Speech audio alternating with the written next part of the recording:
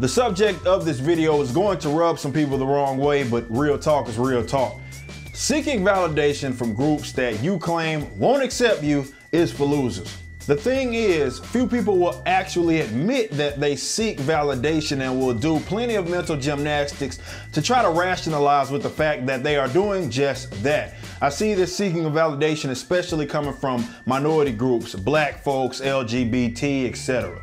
For example, many black folks seek validation from white people. Of course, they never admit it because hoorah, I'm black and I'm proud. But some of these are the same individuals that are so quick to point out the lack of representation in white-owned, operated, or dominated human affairs. Remember, a couple of years ago when there was this whole Oscar so white moniker thing that was going around on Twitter and social media, black folks have all of these award shows, all of the BET Awards, the Soul Train Awards, and yet folks had so many problems with black folks not being represented that year in the Oscars. Why? Because some of them ultimately seek validation from people that they claim go out of their way to really reject them or not acknowledge them. This behavior isn't exclusive to black people or minorities. I just see it being done by a lot of minorities because they are the loudest and will make the most noise, collectively that is. I see this with members of the LGBT community as well, looking for representation, acknowledgement. But if you honestly have pride in yourself, you shouldn't need your existence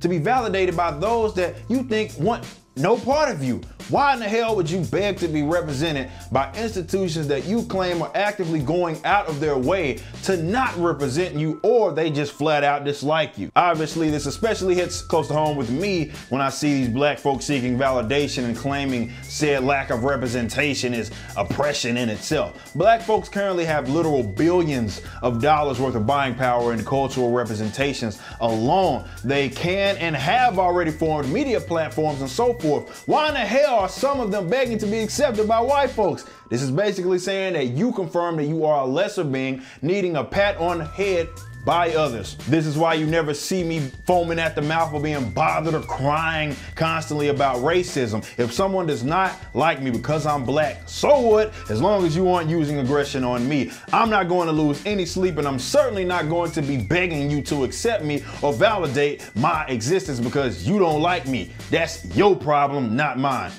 In the age of social media, information spreads so fast and it's easier than it has ever been to pursue something without having to sort of go through these conventional methods or chain of commands in these mediums. So there's no reason to seek validation when you can, for the most part, be part of the change and represent yourself or support those that you think represent you. But it doesn't matter who you are or what type of person you are. If you genuinely love yourself and you have pride in who you are, there serves no purpose to seek pats on the head from those that try to demean your existence. Don't be a sucker when you can be great.